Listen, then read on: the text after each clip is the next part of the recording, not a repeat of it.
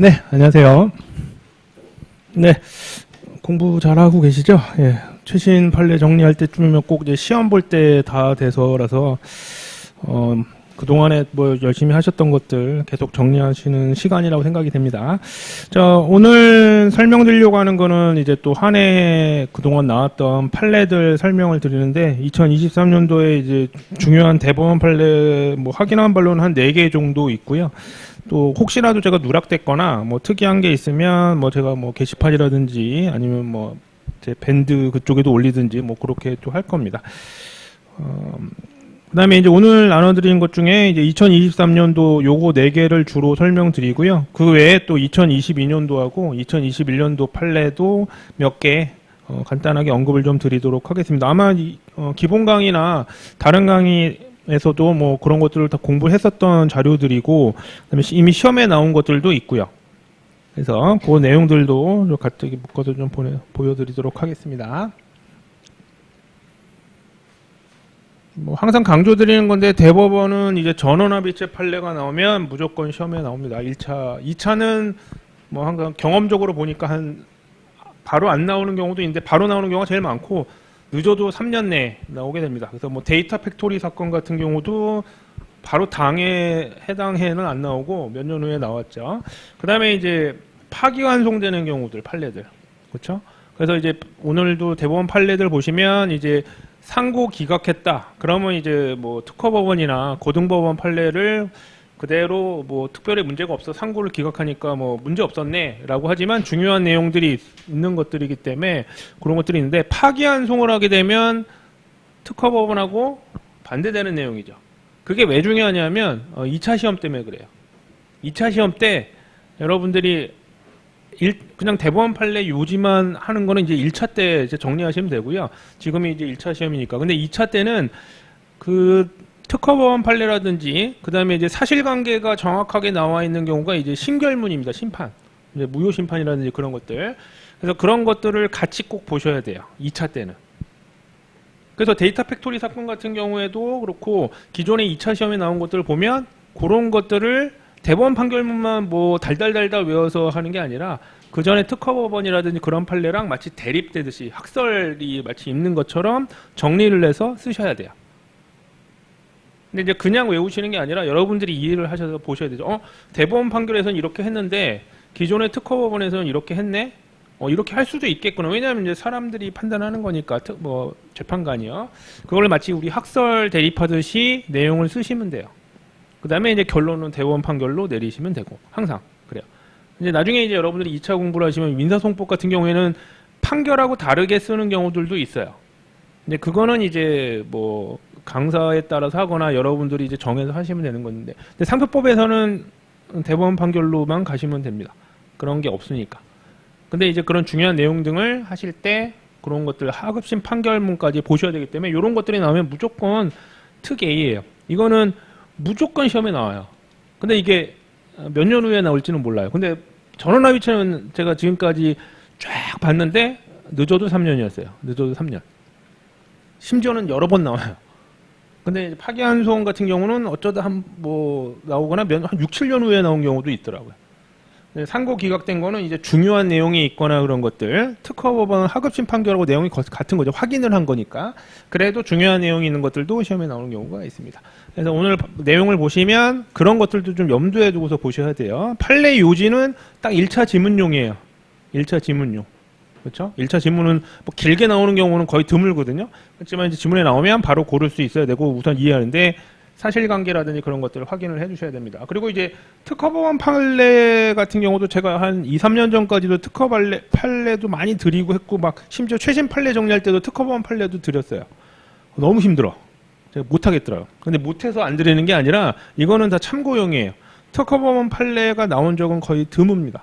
특허법원 판례. 그러니까 고등법원 판례라든지 대법원 판례 이상만 나오지, 특허법원 판례들은 그냥 참고용이에요. 그래서 그 자료가 있으면 그걸 막 이거 너무 중요해 뭐 이런 게 아니라 이거 그냥 연습용으로 보시면 돼요. 그런 자료들을 받으시게 됩니다. 항상 말씀을 드립니다. 그리고 이게 이제 오프라인으로 하는 경우에는 제가 프린트물을 다 드릴 수가 없어서 이제 온라인 같은 경우에는 온라인 강의 이제 유료로 이렇게 바뀌기 때문에 그거는 이제 제가 이런 것들 오늘 나눠드린 판례 같은 경우도 그 하급심 판례라든지 그 다음에 심결문 이런 것들이 다 같이 해서 업로드가 될 거예요. 또 여기 오셨는데 왜 안 주냐 그러시면 좀 그렇잖아요. 그래서 저 네이버 밴드에 제 윤별상표법 거기에 있으면 제가 자료를 올려놨어요. 이런 것들을 나중에 필요하시면 다운받아서 1차 하시는 경우에는 지금 당장 필요한 건 아니니까 나중에 그런 것들 다운받아서 여유 있을 때 그런 것들을 봐두시면 좋습니다. 그런 것들 그럼 항상 생각하시면서 보셔야 돼요.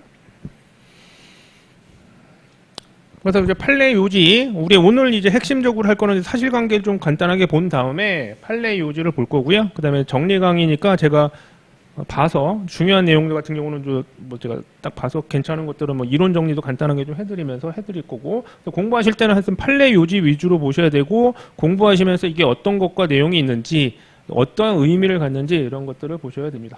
그래서 1차 시험은 이제 판례 요지 이런 것들을 보시면 돼요. 그다음에 2차 시험에는 아까 말씀드렸던 대로 지금 뭐 당장 중요한 건 아닌데 이런 것들 기본 이론은 기본이고요. 나중에 항상 판례 내용 같은 것들을 어떻게 써야 되는지 이런 것들. 그래서 오늘 보면 내용에 약간 2차 얘기 나온 것도 잠깐 언급드립니다. 참고로 봐주시라고.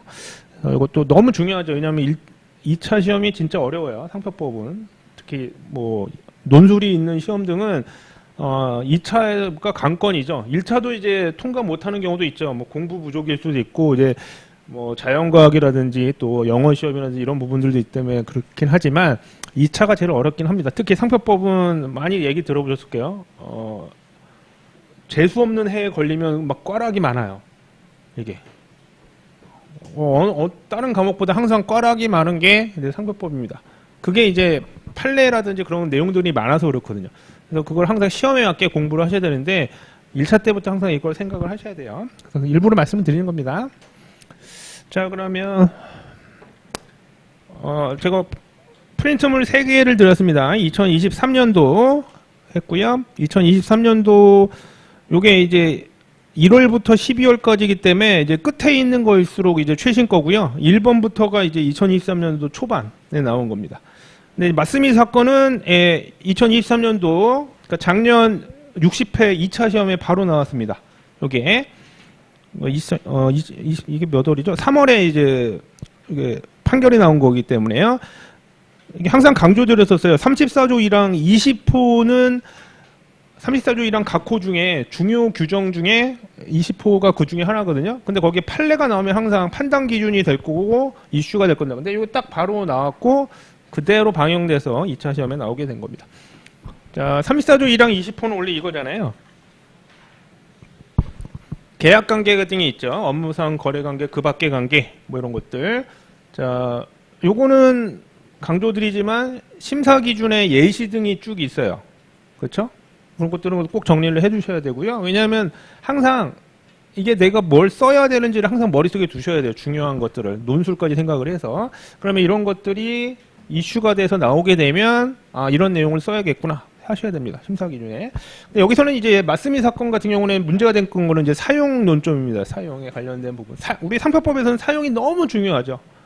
왜냐하면 특허에서는 실시라고 표현하지만 실시 안 했다고 해서 뭐 큰일 나진 않아요. 그냥 갖고만 있어도 돼요. 그러나 상표법은 사용을 안 했으면 불사용으로 제재당하고, 심지어 사용을 안 했으면 손해배상 청구도 못해요. 다른 사람이 침해한 거에 대해서. 침해 주장이야 물론 할 수는 있지만, 그만큼 사용이 되게 중요한데, 이 맞스미 사건에 이제 사용에 대한 논점이 들어가 있는데, 이 부분에 대한 걸 어떻게 판단하느냐 내용이 나온 거죠. 그 전에 뭐 작년인가 재작년에 나왔던 판례 중에 이제 거래 관계가 도대체 누구, 정당한 권리자가 누구냐, 그런 판례들도 있었고, 그 다음에 요게 여기서 맞스미 사건에서는 요 사용, 요게 논점이 됩니다. 그 다음에 이제 알면서 악의여야 되죠. 그 다음에 동일 유사, 범위를 요건으로 합니다. 너무 중요해요. 34조 1항 20호는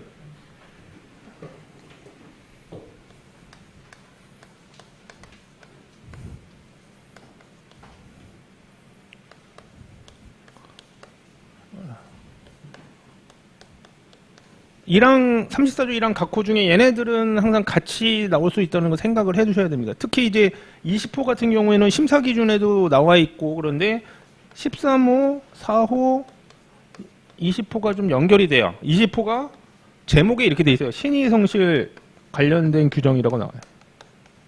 이런 것들. 이게 이제 계약 관계에 있었던 애인데 그거를 알면서도 막 악용을 하느냐. 그래서 도입이 된 규정이거든요. 그러니까 우리나라는 되게 어느 나라보다도 상표법이 되게 첨단화돼 있다고 해야 될까요? 브로커를 막기 위하거나 부당한 경우를 막기 위한 게 되게 잘 돼 있어요. 우리나라 같은 경우에. 20호 같은 경우도 웬만한 나라에 없습니다. 그런 것들. 그러니까 되게 중요한 규정이에요. 그러니까 이제 처음 도입됐을 땐 시험에 안 나오는데 이제 판례가 이제 막 두세 개씩 나오게 하니까 이제 계속 나와요. 그래서 시험 문제에 어떤 관계가 있었다. 그러니까 거래 관계, 계약 관계, 그 밖의 관계 어디에 해당되는 내용만 보이면 20호가 항상 문제될 수 있어요. 항상. 대신 거래 관계가 없는데 뭐 그냥 뭐 심사 기준에도 나오죠. 그냥 뭐 TV에서 보고서 그냥 이런 거 그거는 관계가 아니죠. 그거는 20호하고 상관이 없지만 20호는 하여튼 어떤 뭐 실무적으로는 뭐 메일도 오고 가고 그다음에 같이 뭐 회의를 했다, 미팅을 했다 이런 것들이 다 여기에 해당될 수 있거든요. 되게 중요합니다. 그래서 이거는 뭐 실무에서 너무 중요하고 그런 목적 때문에 만들어졌기 때문에 관련된 판례들. 근데 역시 시험에 이렇게 연결이 돼 있으니까 이게 시험에 여기 같이 나오게 됩니다. 2차 시험에. 그래서 이게 60회 2차 시험이에요. 그 13호, 20호 이렇게 물어보고 있죠. 이런 것들. 작년 시험입니다. 작년 시험. 그래서 맞음이 대신 소담이 뭐 상표만 살짝 바꿔서 사실관계는 거의 똑같아요. 이런 식으로. 그래서 이런 식으로 시험 문제가 나옵니다. 그러니까 우리가 판례를 보더라도 1차에서 요지 보는 거는 얼마 안 걸려요. 근데 항상 이런 걸 생각하면서 보셔야 돼요. 그러니까 3월 달에 처음 판례가 나오고 바로 나온 거예요. 그 7, 8월에 그 시험에 2차 시험에 이런 것들. 죄송합니다.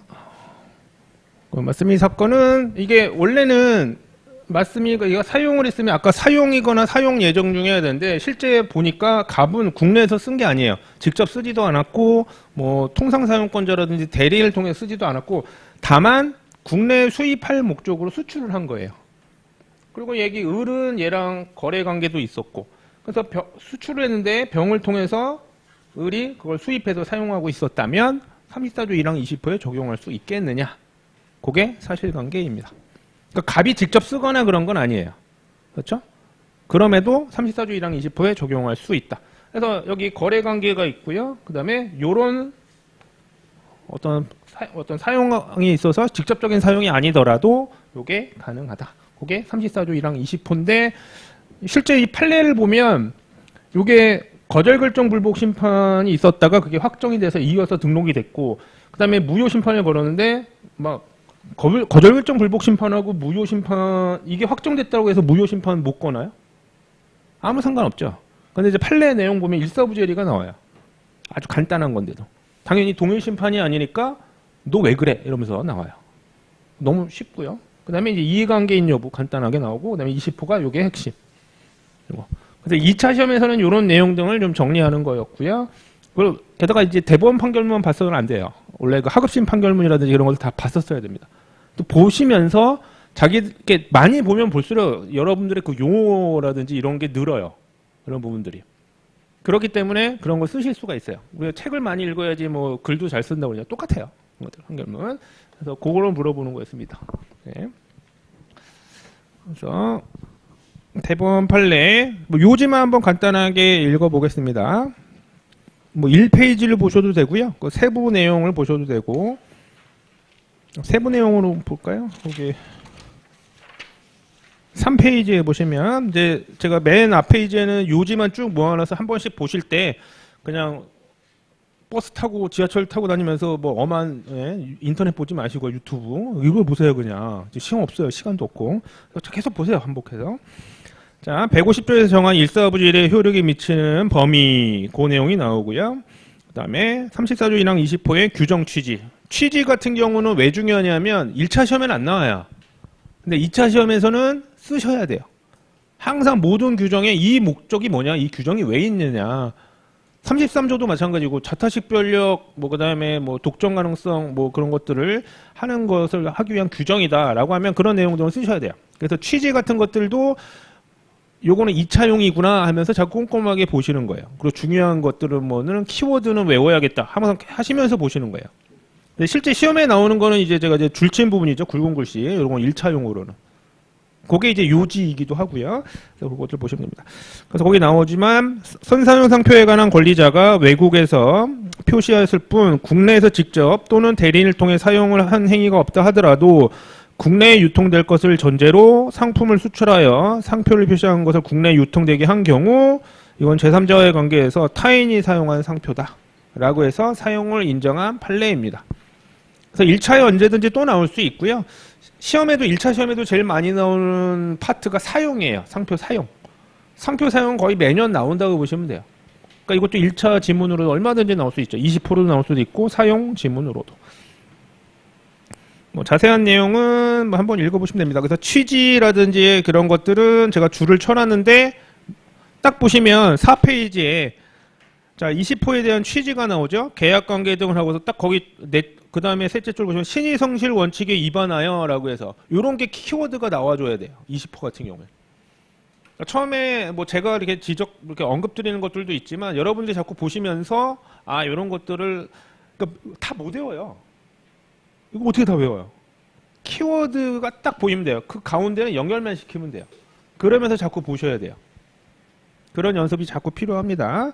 그렇게 하시면 되고 그 다음 문단에 있는 게 뭐 1차에서 놓고 2차에서 중요했던 34조 1항 20호 맞음이 그렇죠?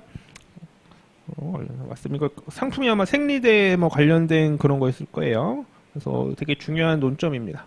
잘 알아두셔야 돼요. 사용 그다음에 20호 관련된 규정이다. 이렇게 보시면 됩니다. 이미 2차 시험에 나왔기도 하고요. 자, 그렇게 보겠습니다.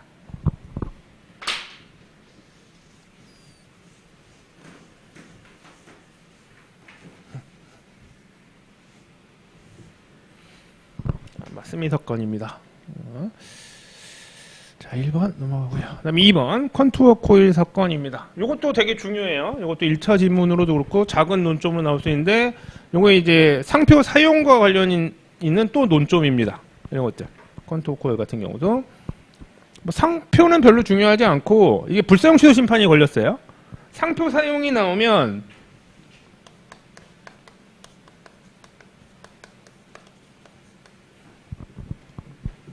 항상 근거 규정을 떠올리셔야 돼요. 2조 1항 11호 또는 2조 2항. 뭐 2조 2항은 특수한 경우니까 입체 상표라든지 뭐 이런 것들이고 항상 근거 규정을 쓰시는 버릇을 두셔야 돼요. 그 다음에 판례에서는 뭐 상태주의경 이렇게 많이 외우시죠. 상품과의 관계, 사용태양, 주지성, 사용의도, 그런 경위 등을 고용해서 하는데 그 다음에 식별 표지 또는 출처 표시로서 사용돼야 된다. 이게 제일 뭐 중요한 키워드죠. 그 다음에 이제 사용과 관련해서는 판례가 엄청 많습니다. 구체적인 뭐 판례들이. 요게 이제 워낙 판례들이 많죠. 뭐 이제 뭐 디자인적 사용이냐, 뭐 설명이냐, 뭐 그쵸, 막 블라블라블라 해서 판례들인데 그게 다 시험에 나오죠. 이것들.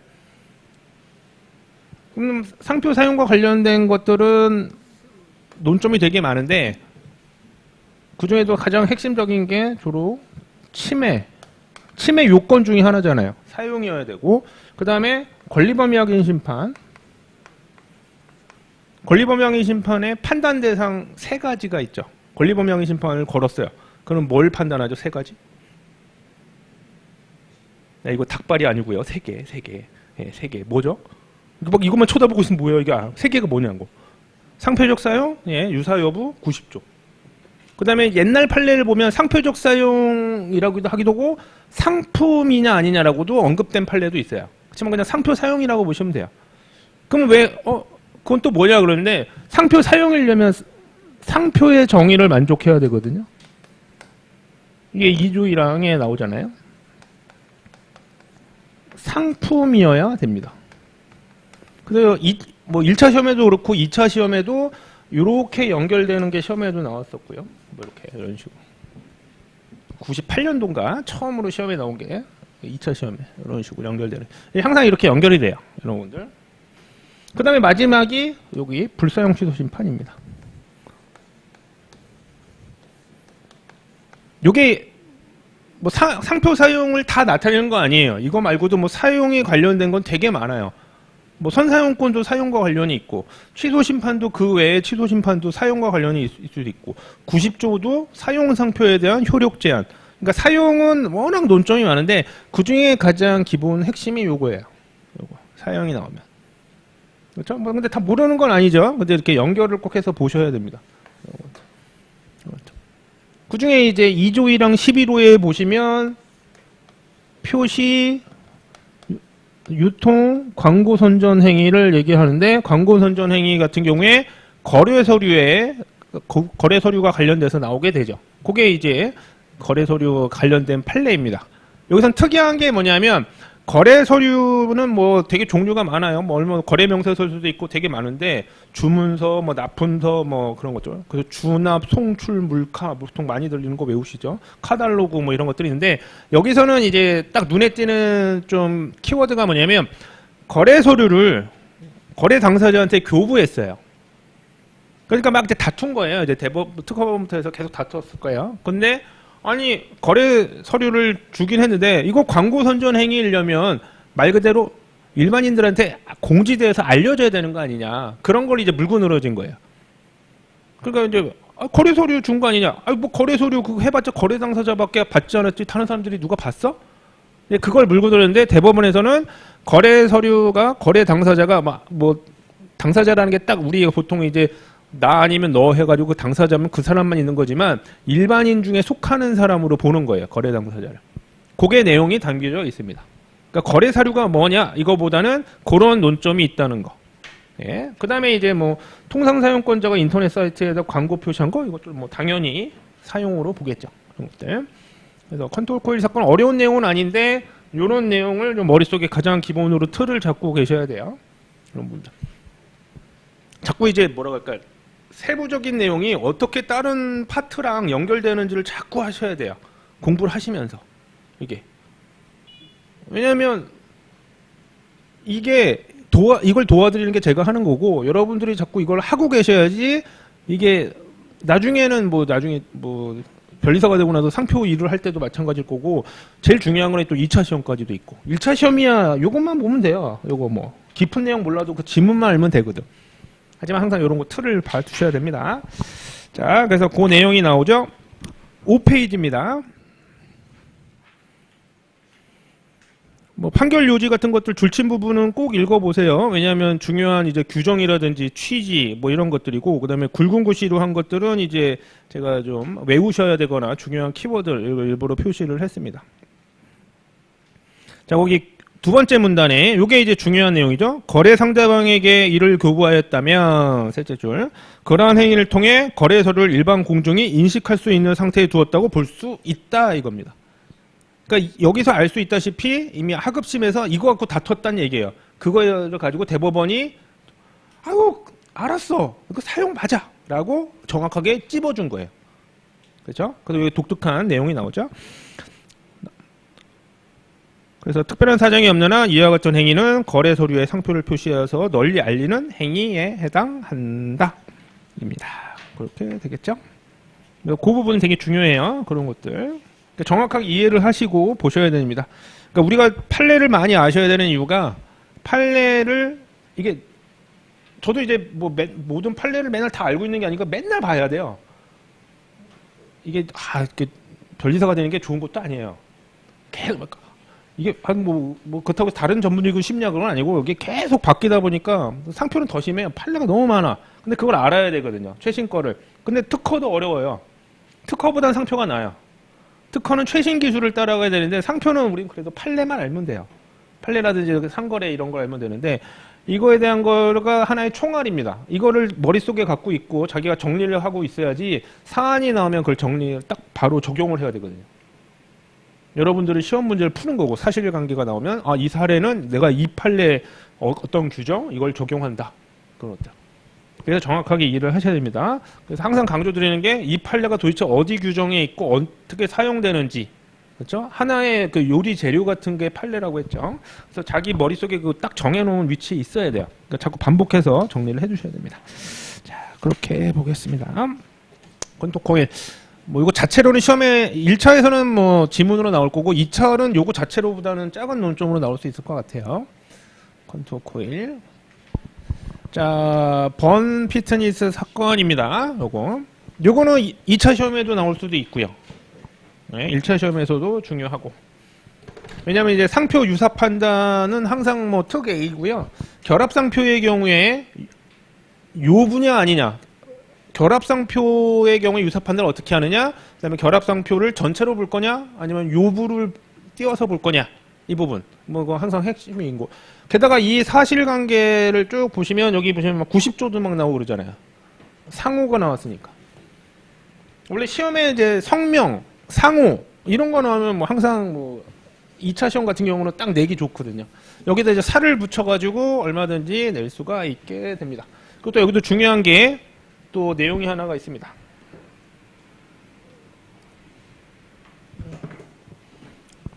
자, 그러면 자꾸 이론 정리를 하면 시간이 걸리는데.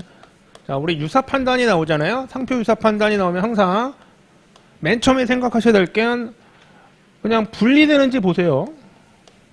고민할 거 없어요. 자꾸 연습을 하셔야 돼요. 분리될 거 되느냐 안 되느냐부터 딱 보셔야 돼요. 분리가 안 되면 제일 좋죠. 그냥 전체로 관찰하면 되니까. 됐죠? 그래서 뭘 기준으로 해서 뭐냐? 출처 혼동 여부를 고려하게 됩니다. 유사 판단에서는 무조건 요게 키워드예요. 뭐 자세하게는 이제 뭐 외관 호칭 관념 이런 것들을 전체적 객관적 이역적 관찰을 한다. 이렇게 따지겠지만 출처 혼동이 키워드. 근데 분리가 돼요. 분리가 되면 요부가 있는지를 보세요. 요부가 있으면 요부 관찰을 하는 거죠. 근데 요부가 없어요. 그러면 다시 전체 관찰로 복귀하게 됩니다. 그러니까 시험에 잘 나올 수밖에 없는 게 이게 결합상표의 경우에 나올 수 있는 거죠. 뭐 단어 두 개가 결합했거나 아니면 단어와 뭐 도형 뭐 이런 것들. 결합상표죠. 자주는 아닌데 몇 년에 한 번씩 유사 판단에 대해서 그냥 최근에 많이 나와요. 그나마. 그냥 얼마나 많이 알고 있냐? 막 나와요. 유사 판단에 대해서. 그래서 유사 판단을 나름 쭉 머릿속에 두셔야 돼요. 판례가 워낙 많지만 유사 판단의 기본적인 내용, 그 다음에 요부 관찰을 어떻게 하는 거냐. 요부 관찰도 원래 쓰면 되게 쓸 게 많아요. 요부라는 게 도대체 뭐냐. 요부라는 걸 어떻게 판단하느냐. 그 다음에 요부 관찰 시 방법, 뭐 이런 것들이 판례들이 쭉 정리되는데 이런 것들 뭐 교재에 있겠지만 이런 것들이 머릿속에도 있어야 돼요. 이런 부분들. 요 쓰라고 나오거든요. 이런 부분들이. 근데 여기에서 핵심이 이제 번 피트니스인데 이제 헬스클럽 경영업일 때 이게 누가 봐도 번하고 피트니스 결합상표죠. 당연히 유사 여부가 문제가 된 거죠. 왜냐하면 갑은 번 피트니스고 을은 상호가 번 피트니스만 실제로 쓴 건 이거예요. 그 다음에 영문으로 쓴 것도 있고. 자, 그러니까 이거는 뭐 똑같으니까 뭐 유사 판단할 것도 없겠죠. 요거 때는 유사 여부가 중요했겠죠. 뭐가 중요해요? 결합상표에서 요부로 볼 것이냐. 그렇죠? 당연히 갑의 경우엔 얘가 이게 요부다라고 중요할 거고 을은 아니다. 얘는 이건 전체로 봐야 된다. 왜냐하면 피트니스 식별력이 약하고 번도 헬스 쪽에서 보면 뭐 태우다 이렇게 식으로 주장을 하면 식별력이 약할 거고 아니다. 태운다는 의미지만 암시적이다 라고 하면 요부가 될 거고 어느 게 정답이 없어요. 대법원에서는 이거를 요부로 보았어요. 암시적으로 본 거예요. 이게 사안마다 틀려요. 이 사안에서는 그렇게 봤다 이거죠. 이게 막 딱 외우시면 안 되고 이런 것들을 적분해서 이게 또 비슷한 사안에서도 만약에 어떤 다른 내용으로 가거나 상표가 조금만 바뀌어도 다르게 판단할 수 있어요. 재판관이 바뀌면 이게 물론 그 재판관도 다른 대법원 판결을 참조를 하지만 얼마든지 비슷한 판례인데도 막 다르게 나오는 경우가 많습니다. 하지만 우리가 이제 우리 시험을 볼 거니까 가장 기본적으로 이런 것들은 암시적으로 무조건 성질 표시라고 볼 수도 없겠구나. 이런 것들을 판단했구나. 이렇게 보셔야 돼요. 그러면 이게 기존의 판례라든지 기존에 어떻게 내용이 있었는지 하급식 판결도 같이 꼭 보셔야 돼요. 이런 것들은. 대법원 판결에서는 딱 요지만 보시고. 이게 이제 2차용으로 잘 나올 수밖에 없습니다. 왜 그러냐면 침해잖아요.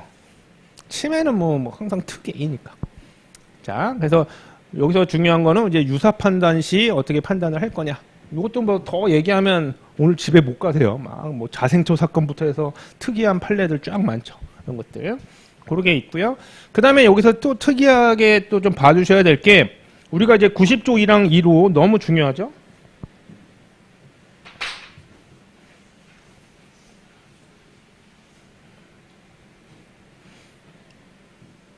자, 치매 요건부터 할까요?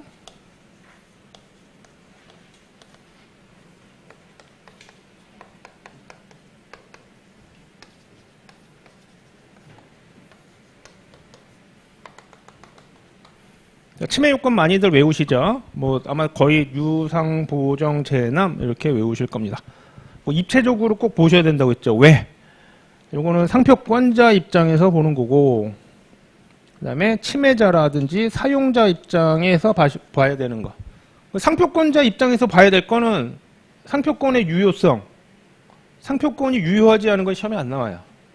실무에는 그런 경우가 있는데 시험에 안 나올 수가 없죠. 대신 무효가 명백할 수도 있긴 합니다. 또는 취소 사유가 있어서 취소가 명백할 수는 있지만 유효가 무조건 해요. 그렇죠? 그럼 여기서 핵심은 요거겠죠. 무효가 명백한 경우. 근데 요거는 권리남용하고 연결됩니다. 그러니까 즉 치매에서 상표권 또는 등록상표에서 체크할 거는 무효 사유가 있거나 아니면 부정경쟁 목적이 있어서 권리남용이 있느냐. 이것만 보면 끝이에요. 뭐 당연히 동일 유사 따지는 거죠. 이게 보호 범위는 이건 나오죠. 그러면 핵심은 항상 뭐 치매자 사용자가 도대체 얘가 어떤 상황인지 어떤 조건에 있는지를 꼭 꼼꼼하게 보셔야 돼요. 그래야지 실수를 안 해요. 그래서 항상 입체적으로 말씀을 드리죠. 유상 보정제나 상표적 사용 정당 권원 요게 이제 90조죠. 사용자 입장에서 보는 거다. 그 다음에 정당권원도 그냥 외우셔야 되죠. 사소진. 사용권 여부, 그 다음에 소진이론, 진정상품 병행 수익. 그렇죠? 예전엔 등록 권리도 있었는데 등록 권리는 데이터 팩토리 사건이 나오면서 2년 전인가 요거는 없어졌습니다. 상표권자한테는 정당권원이 있다 그러다가 먼저 선언 권리가 있으면 그 침해에 해당한다 해서 원래 등록 권리도 정당권원이 있었는데 요거는 전원합의체 판례로 사라졌습니다. 그래서 사용권, 계약을 맺든 아니면 통상사용권, 법정 통상사용권, 뭐 예를 들어 선사용권 그런 거, 그 다음에 소진이론, 그 다음에 병행수익, 다 아시죠? 이런 것들. 그래서 최근에 또 나왔어요. 소진이론 이것들. 이거 한 10년에 한 번 나오겠지. 근데 보니까 한 10년 오래됐더라고요. 보니까 또 나왔어요. 2차 시험. 이게 나오겠네요. 이제 병행수익. 그래서 이것도 어쩌다 한 번 나온다고 해서 무시하시면 안 돼요. 이런 것들도 꼼꼼하게 봐주셔야 됩니다. 사소진. 소진이론은 뭔가 양도가 벌써 일어났다. 권리자로부터 뭔가 이루어졌던 경우. 그다음에 병행수입은 너무 쉽죠. 해외에서 수입 얘기가 나오면 병행수입일 거고요. 그건 너무 쉽죠. 대신 이제 그런 내용들을 정확하게 봐셔야 되고. 그다음에 이제 90조죠. 90조. 자, 근데 이제 90조에서 중요한 게 90조 1항 2호가 되게 중요한데 드디어 뭔가 하나의 내용이 나오게 되죠. 우리가 이제 상거래 간행에 따라 사용이라는 걸로 이게 개정이 됐는데 이게 이제 원래 예전에는 보사방표였어요. 근데 좀 엄격하게 좀 봤습니다. 약간이라도 도안을 하거나 이러면 보통으로 사용하는 방법으로 표시가 아니기 때문에 이걸 요건을 만족해야 되는데 그걸 해당 안 되면 효력이 제한이 안 되는 거예요. 아유, 안 되겠다. 90조의 경우에 효력이 제한되는 건데 기존의 판례라든지 원래 취지가 좀 너무 엄격하게 보면 그런 취지가 좀 몰각하니까 상거래 간행에 따라 사용이라고 해서 상거래 간행에 따라 약간 변형된 경우라도 90조를 인정해주자. 그러니까 사용자한테 더 유리한 거죠. 그게 개정 취지예요. 그래서 이게 제가 판례가 나오면 이건 무조건 나온다는데 판단 기준을 직접적으로 제시한 건 아니지만 요거 내용에서 하나 상거래 간행의 사용을 좀 넓게 봐줬구나라는 게 나오게 됩니다. 뭐냐 하면 원래는 우리가 보통 이제 영문자죠. 근데 이렇게 영어로 바꿔서 사용을 해도 결국 같은 거 아니냐. 상거래 간행에 따라 사용으로 보게 됩니다. 그러니까 나름의 판단 기준을 제시를 명확하게 하지는 않았지만 이런 것들도 상거래 간행에 따라 사용이구나 해서 넓게 보는 거를 판단한 겁니다. 여기. 그래서 이게 담겨져 있어요. 그렇기 때문에 요거는 뭐 1차든 2차든 너무너무 중요하다. 이렇게 알아두시면 됩니다. 여러분들. 자, 이렇게 그 내용을 좀 알고 봐주시면 될 것 같아요.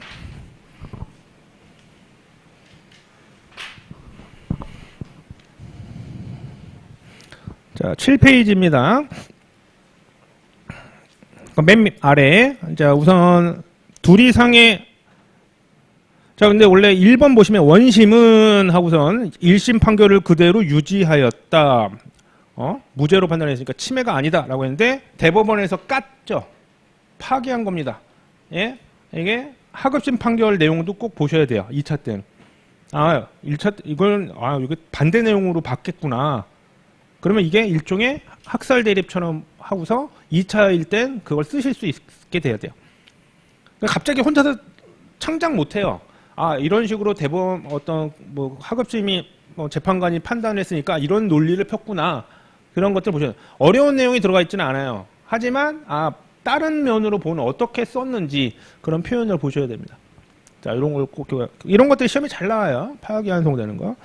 자, 2번에 방가로 1번 결합상표에 대해서 이제 요부인지 판단하는 기준이 나왔죠. 요거는 이제 이런 것들은 당연히 2차용으로 암기해 주셔야 됩니다. 나중에 결합상표 그다음에 요부인지 여부. 실제 판례는 어떻게 해요? 뭐 내용은 이제 쭉 한번 줄친 부분 보시면 번 피트니스는 당연히 식별력이 없는 건 너무 당연한 거고요. 헬스클럽 강요. 근데 번이 문제인데 번을 암시적으로 본 겁니다.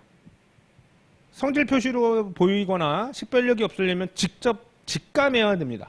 근데 암시적으로 보게 됩니다. 이런 것들. 그래서 8페이지에 그 중간쯤에 보시면 나오죠. 효능이나 용도를 표시하는 곳에 식별력이 없다. 피트니스는 반면 번은 식별력이 있는 피트니스 부분에 비하여 상대적으로 일반 수요자에게 강한 인상을 주고 전체 상표에서 차지하는 비중도 낮지 않다. 그 다음 문단에 이제 암시한다고 볼 수는 있어도 직접적이지 않다라는 내용이 나오죠. 당연히 그러면 하급심 판례에서는 직접적으로 받겠죠. 그렇죠? 그래서 그런 논리들을 또 예상을 할 수가 있습니다. 그래서 번이 요부라는 얘기고, 그 다음에 요부이기 때문에 당연히 유사하다. 그 다음에 요거는 범 피트니스에서 범만 썼기 때문에 이건 당연히 90조 1항 1호는 아니겠죠. 이거는 90조 1항 1호로 보기는 상거래 간행에 따라 보기에는 너무 그거는 완전 다르고. 자, 요거 정도는 상거래 간행으로 본다. 요 내용이 요 끝에 나옵니다. 9페이지에 3번. 사용상표 이 범 피트니스는 자기의 상호인 한글 범 피트니스를 영문으로 표기한 것으로서 상거래 간행에 따라 사용하는 상표이므로 사용상표 2에 효력이 미치지 않게 된다라고 해서 판단 기준까지 명확하게 제시하지 않았지만 이 정도는 상거래 간행에 따른 사용으로 보게 됩니다. 아마 예전 규정이었으면 요거는 보통으로 사용하는 방법으로 표시를 안 봤었을 거예요. 예전에 같은 경우에 제가 공부할 때도 그랬고 제가 그 개정 전에 뭐 이렇게 강의할 때도 만약에 상호인데 뭔가 도안을 했거나 뭔가 결합했다? 그러면 안 그런 판례도 있지만 그냥 무조건 효력 제한 안 된다라고 쓰라고 했어요. 항상. 그게 주류 판례였기 때문에. 그렇지만 가능한 한 넓게 봐야 된다고 해서 개정된 거예요. 상거래 가능에 따라 사용. 그렇기 때문에 이런 것들이. 근데 이제 이게 처음으로 좀 이제 내용을 좀 보여주고 있습니다. 대법원 판례에서. 그래서 중요합니다. 그래서 이것도 특히 파기환송됐으니까 너무 중요하겠죠. 그런 것들. 하급심 판결하고 해서 2차 때는 그런 판결문까지 꼼꼼하게 봐주시면 좋습니다. 그리고 제가 이제 사실관계를 간단하게 언급드렸지만 뭐 심결문이라든지 특허법원 판결을 보시면서 스스로 또 사실관계를 또 정리하실 수도 있어요. 그럼 또 자기 있게 되죠. 그렇죠? 그래서 그런 것들도 연습을 좀 해주세요. 너무 중요합니다. 피트니스 판례입니다. 치매니까 당연히 잘 나오겠죠. 이런 것들. 그래서 이것도 2024년도에 조심해서 정리를 해주시기 바랍니다. 주의 깊게 봐셔야 돼요.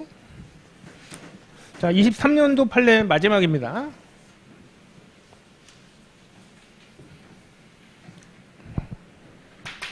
시험에 항상 잘 나오는 게 34조이랑 아까 6호부터 13호, 그 다음에 20, 21호인데 9호부터 13호는 항상 어떤 알려진 상표가 있고 그거에 따라서 모방을 했거나 그거 관련 있는 상표에 대한 논점. 시험에 뭐 항상 너무 잘 나오죠. 그렇죠? 여러분들은 1차 때부터 계속 꼭 염두에서 해주셔야 되는 게 이런 상황일 때, 이런 조건일 때, 그럼 이 상표는 뭐 거절 이유나 무효 사유가 9호 내지 13호와의 관계에서 어떻게 되느냐. 그럼 최소한 요 5가지를 고려해서 9호 내지 13호에 다 해당되는지 아니면 9호만 해당되는지를 바로바로 구별해 놓으셔야 돼요. 이게. 그게 이제 시험에서는 바로 그걸 골라낼 수 있는 게 다른 사람과 차별이 돼야 돼요. 왜냐하면 그 완전 시간이 확 차이가 나거든요. 이분들은. 그래서 계속 그걸 꼼꼼하게 봐주셔야 돼요. 근데 이제 작년에도 아까 13호랑 20호가 시험에 나왔는데 이번 판례는 마지막 레고 판례는 11호가 중점이 됩니다. 34조이랑 11호. 11호가 나올 때도 됐죠. 네, 우리 저명 상표에 대해서 출처 혼동 또는 아니면 이제 식별력 우리가 시속화 관련된 규정입니다. 여러분들. 자, 그러면 간단하게 언급드리면 우리가 인식도가 제일 낮은 거는 제일 높은 거는 11호죠.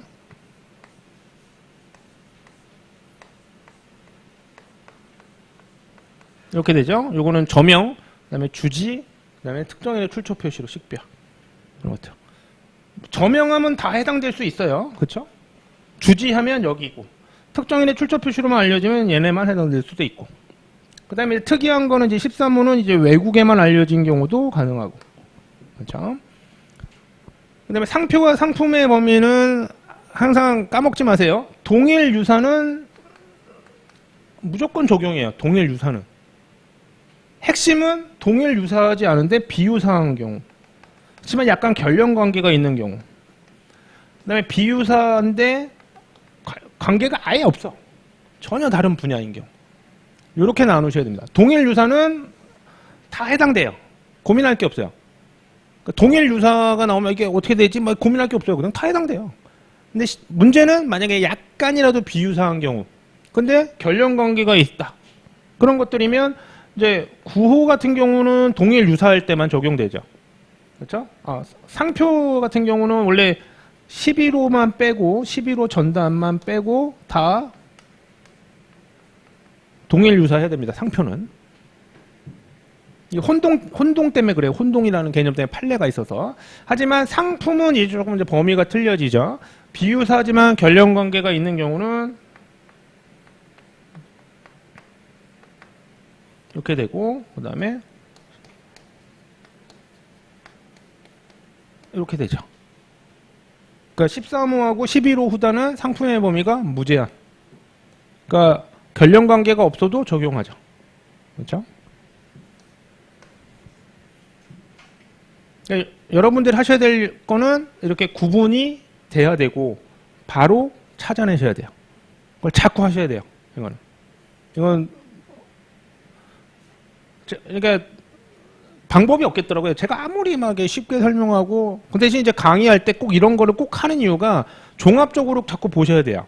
9호, 11호, 12호, 13호 따로따로 공부하면서도 또 9호부터 13호는 중요하기 때문에 헷갈리기 때문에 꼭 같이 묶어서 공부하고. 딱 보면 구분할 수 있어야 돼요. 딱 보면. 그다음에 판단 시점은 우리가 이제 출원시 아니면 등록 여부 결정시인데 출원시인 거는 5개밖에 없죠. 그렇죠? 11, 13, 14, 20, 21호, 34조 1항. 그 중에 11호하고 13호가 있죠. 그 다음에 나머지는 등록 여부 결정시. 그 다음에 제척기간은 9호만 제척기간이 있죠. 나머지 없습니다. 그렇죠? 제척기간은 6호부터 10호잖아요. 그렇죠? 이게 잘 안 헤어져요. 이건 계속 반복하시는 수밖에 없어요. 그러니까 뭐 숙달하는 방법은 하여튼 반복밖에 없거든요. 뭐 야구 선수도 계속 그 맨날 배트 휘둘리는 게 조금만 해도 바뀌거든요. 우리도 머리도 똑같아서 계속 반복해서 하셔야 돼요. 저는 그나마 강의도 계속하고 업무도 계속 하니까 이게 자꾸 나와요. 근데 조금이라도 강의를 좀 안 하거나 그러잖아요. 그럼 약간 막 딴짓 하는 거죠. 막 이렇게 약간 까먹고선 딴 얘기하다가 이제 막 마치 한 것처럼 이게 그렇게 돼요. 이게 여러분은 더 심하죠. 상표만 하는 게 아닌데. 그러니까 이게 바로바로 나오려면 밤꽃밖에 없어요. 계속 이런 것들. 그래서 자꾸 뭐 짜투리 시간을 통해서 하든 자꾸 이런 거 종합적으로 볼 수 있는 것들을 하셔야 됩니다. 그 중에 이제 마지막 네 번째 판례가 레고 관련된 판례인데 요 11호하고 관련이 있습니다. 11호. 특히 이제 여기서는 이제 11호 여기 상품 분야가 완전 틀리거든요. 이게 이제 레고 캠파마인가? 이게 있는데 이게 원래 되게 유명한 회사예요. 이런 것들. 하지만 좀 상표 때문에 지금 난리가 났어요. 지금 레고하고. 그러니까 이게 또 하급심 판례도 보셔야 돼요. 왜냐하면 이제 레고 캠이라는 게 그 화학적 관련된 분야에서 많이 쓰는 단어인지는 뭐 실제로는 저는 모르겠어요. 그러니까 그 하급심에서는 그게 많이 쓰이는 단어고 뭐 하는 단어다 그래서 레고 캠 해가지고 캠 했는데 대법원에서는 그렇게 안 본 거예요.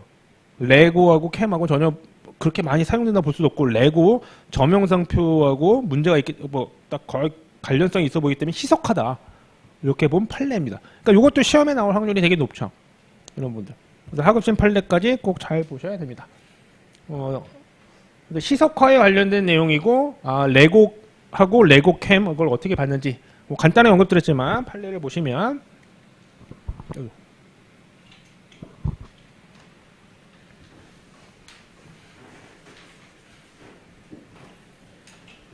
뭐 이건 뭐 모르지 않죠. 저명성 관련된 거. 그러면 저명성이 나오면 아까도 얘기 나왔지만 34조 1항 9호부터 13호의 인식도는 다 해당되죠. 그렇죠?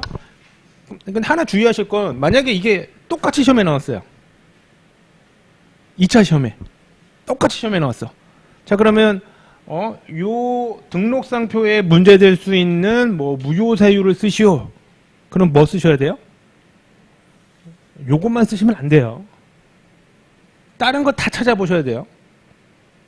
이게 이제 아차하다가 그게 사람이 되게 무서워요. 선입견이 있기 때문에 이거 내가 아는 판례야. 광분해 혼자. 자기 혼자 킥킥대. 뭐 자기만 아나? 다른 사람 다 아는데? 그럼 이것만 쓰고 있어요. 안 돼요. 이거의 중점이겠죠. 그렇죠? 다른 논점도 있을 수 있다는 걸 항상 염두에 두세요. 사실관계가 어떻게 좋을지는 아무도 몰라요. 왜냐하면 아까도 말씀드렸지만 34조 1항 13호도 적용될 수 있어요. 저명하면 되죠. 그 다음에 상품의 범위 상관없잖아요. 부정한 목적만 증명하면 된단 말이에요.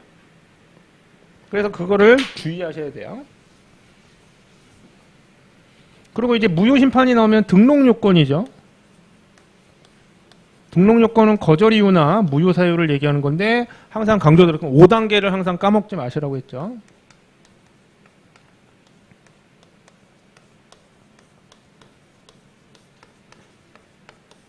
그러니까 아는 판례가 나왔다고 해서 그 해당 조문만 떠올리지 마시고 무효 심판이면 원칙대로 그러면 상품의 혹시 명칭이라든지 이런 게 문제가 없는지 그렇죠? 그 다음에 또 뭘 보셔야 돼요? 이게 38조 1항 관련 있죠? 그 다음에 뭘 보셔야 되죠? 맨 처음에 보셔야 되는 게 상품이 2개 이상인지 2개 이상이면 부분 거절제도 그렇죠? 아니 뭐 일부 무효가 가능해요. 되게 중요한 논점이에요. 옛날에는 이제 출원일체의 원칙이라서 전체가 다 뭐 거절될 수 있고 뭐 이런 것들. 그래서 부분 2개 이상인지. 그래서 무효 심판이든 뭐 사례 문제가 나왔다 그러면 상표부터 보지 마세요. 무조건 상품부터 보세요. 그래야 실수 안 해요. 상품을 보게 되면 당연히 상표를 나중에 보게 돼 있어요. 안 볼 수가 없죠. 당연히 상표법 시험인데. 근데 상표부터 보시잖아요. 그러면 상품에 관련된 논점을 놓치는 수가 있어요. 왜냐하면 이제 상품이 뭐냐에 따라서는 여기 사용이사 같은 것들이 문제될 수가 있거든요. 3조. 뭐 2조는 정의 규정이에요. 정의 규정은 뭐 크게 문제되는 경우가 거의 없습니다. 실무에서는 문제가 많이 되는데 시험에는 정의 규정이 문제되는 게 거의 없고. 그럼 사용이사인데 사용이사 뭐가 있죠? 개인이 대규모 자본이 들어간 경우. 거기에 뭐가 있냐면 뭐 백화점업, 대형 할인마트업 뭐 이런 것들이 있죠. 그래서 상품이 뭐냐에 따라서 3조가 나올 수도 있거든요. 그래서 상품부터 보셔야 돼요. 그 다음에 33조가 문제될 수도 있고 그 다음에 34조, 35조 이런 식으로.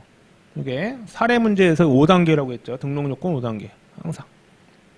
하지만 중요한 건 상품부터 보셔야 됩니다. 제가 이 얘기를 왜 드렸냐면 이런 문제가 나오면 여기서는 이제 34조 1항 11호 후단 식별 희석화 얘기만 하지만 실제 시험 문제에서는 딱 나오면 다 고려해야 됩니다. 이분들. 물론 이게 제일 중요하겠죠. 이 부분이. 그걸 감안을 하셔야 돼요. 항상 기본적인 거를 하지 않으시면 실수를 해요. 자기는 다 되게 잘했다고 생각하는데 실제 물어보는 게 아닐 수도 있단 말이에요. 실제 이게 뭐 물론 중요하지만 고득점을 못 받아요. 그러면 그럼 여기서 핵심은 뭐겠어요? 이제 이렇게 구분이 되느냐 이건데 을은 이제 레고 캠이라든지 또 그다음에 레고하고 케미컬 뭐 파머시의 약자여서 이건 많이 쓰는 단어로서 항상 붙여서 쓴다. 제가 알기로도 이렇게 쓰는 단어가 있는 걸 알고 있어요. 그 업계에서 뭐 정확히 모르겠지만 그렇지만 이게 받아들여지지 않게 됩니다. 그래서 그게 대법원 판결문에도 나와요. 그다음에 나중에 자료 같은 것들 뭐 제 밴드라든지 거기서 보시게 되면 이게 관련된 학업심 판례 내용이 나오게 됩니다. 이분들 10페이지 갑니다. 자, 판단 기준 나오죠. 34조 1항 11호의 취지가 나오죠. 자, 취지는 2차용으로 기억. 그다음에 식별력을 손상시킬 염려해서 중요한 내용이 나오죠.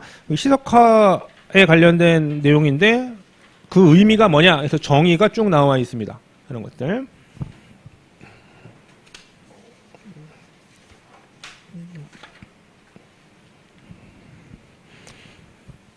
그래서 시석화에 그런 걸 판단해야 된다. 11페이지에 보시면, 자, 보시면 중간에, 이건 뭐 실제, 이걸 외우실 건 아니죠? 이런 건 시험 문제에 주어질 건데, 레고 부분은 선사용 상표들로 인해 강한 식별력을 가지고 있는데 비하여 끊으시고, 캠 부분은 화학 또는 화학물질을 의미하는 케미스트리, 케미컬의 약칭으로 보여지고, 그 다음에 파마는 파머시, 뭐 이런 것들, 우리 약품 뭐 이런 거에 관련된 거죠. 약학.